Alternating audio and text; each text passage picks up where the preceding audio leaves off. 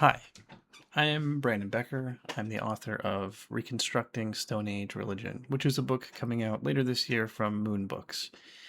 And it's about exactly what it sounds like, except the contents might be different than what you're expecting. I found that a lot of people have assumptions about what Stone Age religion probably was like, and they're not always accurate.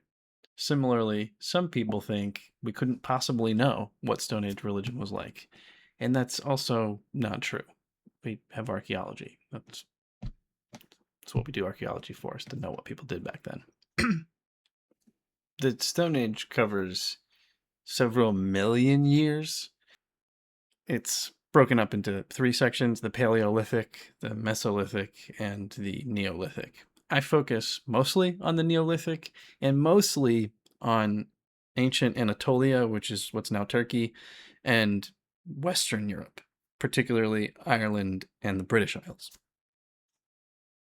There's a connection between those cultures, which again is explained in my book. But for now, what I want you to know is there's this tradition, sometimes called the Atlantic Megalithic tradition, or AMT, and it's a collection of Neolithic cultures that built megaliths like Stonehenge and Newgrange and Göbekli Tepe. That Atlantic megalithic tradition shows growth all across that area of Europe, and some commonalities between those megalithic structures. Some commonalities between the ritual behavior practiced at those structures as well, across vast spans of time and space. So there's something happening there where there's a through line of some traditions throughout those different ancient cultures. Prehistoric cultures, really. So when people are asking me about, why am I interested in Stone Age religion, it's a lot of different reasons, but it sort of starts for me with the stones. And sometimes I refer to the call of the stones. And I don't mean that like I hear the stones talking to me, which would be cool, but that's not happening. What I mean is that a lot of people all over the world, they see something like Stonehenge or any standing stone or any dolmen, and it speaks to them. There's something about it that is eternal and timeless and powerful, and people from various cultures, various spiritual backgrounds, they are touched by that. It stirs something up in them spiritually, in a good way. So for me, that's been going on for a really long time, since I was a little kid, and over the decades, I wanted to know more and more about why. Why did anyone erect these stones? Why are they similar across huge stretches of time and space?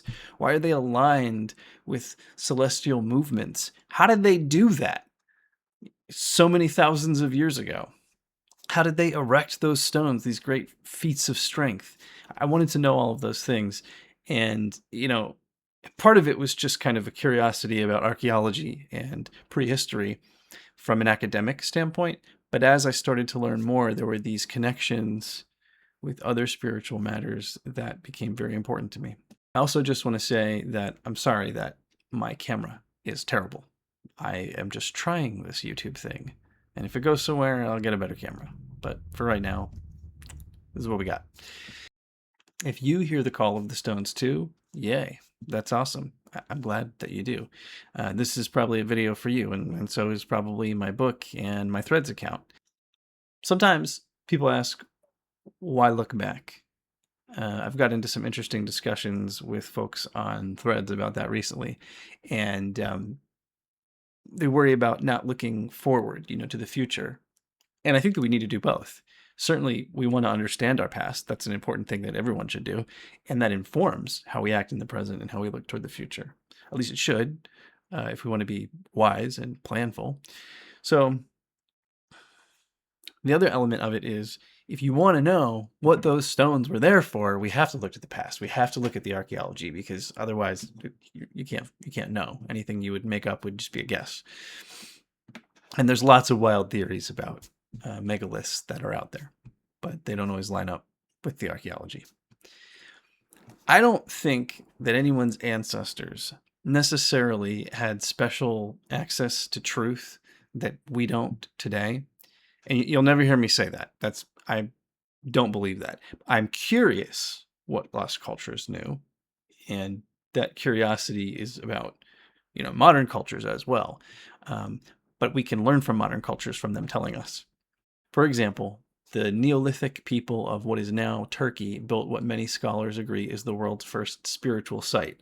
Sometimes Göbekli Tepe is called the world's first temple, and that's more of a marketing thing, or just a way to know what they're talking about. It isn't technically a temple from what we can tell, but it is a spiritual site, a permanent spiritual site. I think it's worth asking, why'd they do that? What were they doing there at that spiritual site? Why did they build it there? What people were there? And I think all of those questions aren't searching for some lost wisdom necessarily, but saying this was an important moment in the spiritual development of the human race, our entire species. We should probably understand what was happening there, the same way you would hopefully want to understand important points of development in your own personal life. So it's not idealizing the past at all. It's just trying to understand what was happening there. Are there any babies that we can take out of the bathwater before we dump it? Which is a weird analogy, but you know what I mean. Similarly, the people of Neolithic Ireland built enduring megaliths that many people are still spiritually stirred by, as I said. And the culture that built them was conquered by colonizers, and we lost it. We lost the indigenous pre-Celtic and then the indigenous Celtic spirituality and culture. And there are some parts that are lost forever, but there are some parts that we can know. And what's really interesting is one of the central features that the archaeology tells us was a part of that Neolithic tradition. It carried through the Iron Age with the Celts and through all the way, the medieval period, all the way through to present day, actually. And in Ireland today, there are people who are still practicing an attenuated version of the most important ritual to their Neolithic ancestors. I don't think they know that because they're not necessarily studying archaeology, but they are. They are continuing that tradition. And I, for one, I just want to take that tradition and try to reincorporate some of the missing elements that were present in the Neolithic way that it was practiced, for good reason. Not just because I think it's cool that the past they did it different. There's reasons why it was done different in the past, and I think it would be important to reincorporate them. Which, once I explain more about that, I think it'll make sense. I'm probably not going to get into the central ritual of the Neolithic pre-Celts in this video. It is kind of the core of my practice. It's what the book is all about. You can certainly buy the book and read about it there. I'm going to do another video on it another time. Just this video, I'm focusing on who built the megaliths and why. So let's start with that. Who built them? Well, different people groups, for sure. There were lots of different people groups at the time.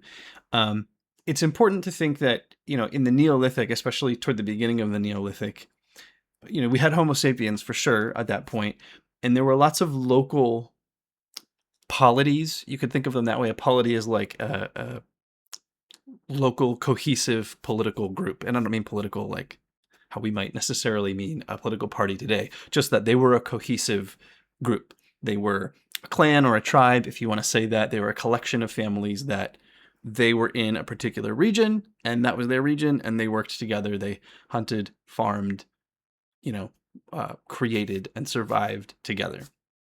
They might have used lots of different terms. There probably weren't ideas of nations or states or kings or anything like that at that point in time. That wasn't the way they would have thought. There were leaders. They might have had words for their leaders, but it was just a local, leader for that group of people. So there were lots of local polities all over, and they might have had affiliation with other local polities. They might have had positive or negative relationships with them, and they also could have been completely cut off, especially insular regions like Ireland. you needed to be seafaring to have contact with other people. And even if you were seafaring, there are inherent dangers in that. And I don't mean because they were more primitive or anything like that. I mean, today, if you go out on a seafaring journey, there's inherent dangers in that. There definitely were several thousand years ago.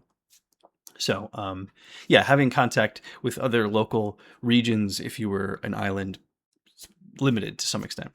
Certainly there was contact. We have archaeological proof of that, but it was limited. So what happened was this. There were these people in Anatolia, which is a part of what's now Turkey.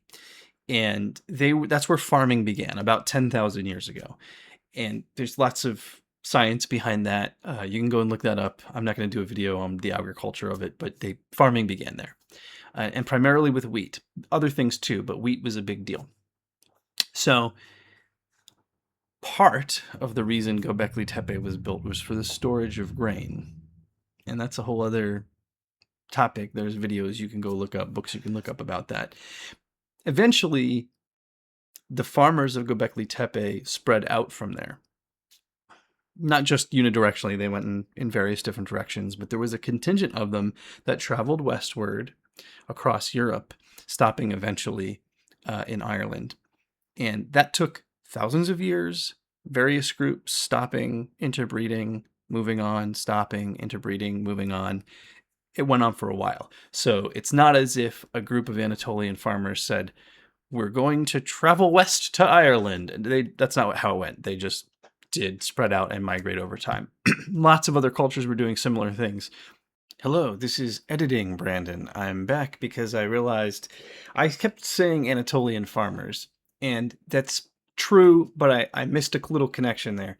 Farming developed in lots of parts of the Fertile Crescent around the same time, so it's not like one particular polity at Göbekli Tepe is where farming developed. And actually, more recent archaeology suggests that they were the people just before farmers that built Göbekli Tepe. They harvested grain from local, wild grasses. All grains are grasses. And then they stored it at Göbekli Tepe. But they weren't farmers when they built it. Farming developed later after Göbekli Tepe was built, and then the people from that area traveled westward. So it was Anatolian farmers that went westward, but technically the people who built Göbekli Tepe were the people just before farmers. Okay, glad we cleared that up, sorry. But eventually, some of the people that were descended from those Anatolian farmers made it to the western coast of Europe and to the British Isles and to Ireland. They interbred with the people there, and they created a new people, sometimes referred to as the pre-Celts. Not everyone will use that term. What that term just means, though, is they're the people that, they weren't the Celts yet. Celts were an Iron Age people, and actually various different peoples, to be fair. The Proto-Celts came from a different part of Europe, and they intermingled with the cultures that were present. So the pre-Celts intermingled with the Proto-Celts, and they made the Celts, various different Celtic societies. Again, because there were lots of local polities. So that was that. The pre-Celts are the people that were there before the Celts. The Proto-Celts came and made the Celts. That's just a way to think of it. So those people that were present, they were the ones building, the pre-Celts were the ones building the megaliths of the Atlantic megalithic tradition. And there's lots of different types of megaliths. People think of Stonehenge, and it is a henge, that's true, but it's also what's called a cromlech, which is those like series of stones in a circle. That's a cromlech. And there's also what people think of as standing stones, which are just stones sticking up in some formation, just singular uprights. Well, though a singular upright is called a menhir. There's all these different terms. The ones that I talk about a lot are dolmens, wedge tombs, and passage tombs. And the reason I talk about them is because they were, at one point in time, covered and with dirt and earth and grass and all of that. And they're at this point mostly denuded. just means that they were stripped away of the earth so that the stones are exposed. But they weren't like that originally. Once the stones were built in the right formation, they were covered. Many of these structures that I'm talking about were covered. We have evidence that probably all of them, if not all of them. So dolmens, wedge tombs, passage tombs. And they were tombs. Even dolmens were tombs. They were where people were buried. Either their whole bodies, their bones, or their cremated remains were buried there. And so those three types of megaliths created artificial caves. The reason I say caves is because that was part of a theory that was originally put forth by David Lewis Williams and David Pierce. And since then, it's been worked on by other scholars. It's not by any means the 100% accepted by everyone explanation, but it's also not harshly refuted very much either. It's a possible explanation. I agree with it because there's a lot of archaeological connections between ritual behavior in caves and ritual behavior in these three types of megalithic structures: wedge tombs, dolmens, and passage tombs. And because those similarities are there, and because they are present in the same geographic regions, some of the most prominent cave findings we have from the Paleolithic are from France, in the same regions where we then later have megaliths. So there are also Paleolithic cave findings in the British Isles and in Ireland. In particular, one of the most notable caves is a cave associated with the Morrigan. It's her home, and it's a cave connected to a souterrain. It's associated with a she, or a mound. And there's more I'll say about that later, but most of the mounds, I won't say this F word out loud, because not that I'm afraid of getting demonetized. I'm not monetized. It's not the F word you're thinking of. It's a word that the good people don't like said out loud, but mound. And that's what a she is. And they're all over Ireland. And these mounds, sometimes they are naturally occurring cave-like areas, like as in Rathcrogan, or, which is the one associated with the Morrigan, or they are Neolithic structures that were mounds at one time, or still are mounds, such as Newgrange or Brú na Bóinne. So these mounds and these caves, they are some sort of ritual structures that were used as tombs, and living humans engaged in ritual behavior there, and not just funerary behavior. Yeah, funerary behavior, obviously there were remains there, but other types of rituals as well. So when people are talking about, these stones that speak to them, we know that they were aligned with certain celestial movements, usually solstices, summer and winter solstices, such as at Stonehenge and at Newgrange. And we know that they were the three types that I mentioned, dolmens, wedge tombs, and passage tombs. Those are tombs where remains were.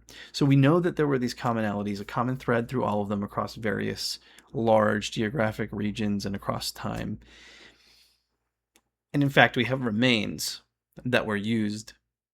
These sites were used as tombs across very large spans of time. So it wasn't as if one culture, built a tomb, used it as a tomb, and then it wasn't used again for 1,000 years. It was used over time, from what we can tell. So that's interesting in a lot of these places. And that's kind of what the bottom line is, that we don't know every single reason for every single megalith that was built, but we know that a vast majority of them were used as tombs, and that many of them have celestial alignments, and that there were other types of ritual behaviors that happened there because of the archaeological remains. That's pretty much the long and short of it. So, to cut it all down to the end, who built them? The descendants of prehistoric Turkish farmers, the first farmers on the planet, that intermingled with native people of Western Europe. Why'd they build them? Partly for the storage of grain, as I mentioned, Rathkrogan also was used for the storage of grain, partly for funerary rites and partly for other types of ritual behavior. And I'll just say this, because there is going to be another video where I cover the rituals in I think a little more detail. But all you have to do is think about it for a few seconds and go, okay, we built artificial caves as tombs, and we used natural caves as tombs. We went into the earth. Remember, these were hills covered with earth, stones covered with earth. They were mounds. We went into the earth to return our dead to the earth, not just burial. We had to go inside the earth to do it. And all of that is speaking to some sense of a chthonic realm. And it's not unique, by the way, to Ireland or to England, Wales, Isle of Man. If you look at other ancient traditions, I mean, even in some of the epics from Greece, there are entrances to the underworld in Grecian myth that were caves. So all of these chthonic traditions involve going into caves or man-made caves into the earth. And it's true, actually, in areas across the world. That's a theme that pops up again. So, yeah. They were building entrances to the underworld so they could take their dead there and do other rituals there in the entrance to the underworld. So, more on that next time, or more on that a later time. I'm not sure which video.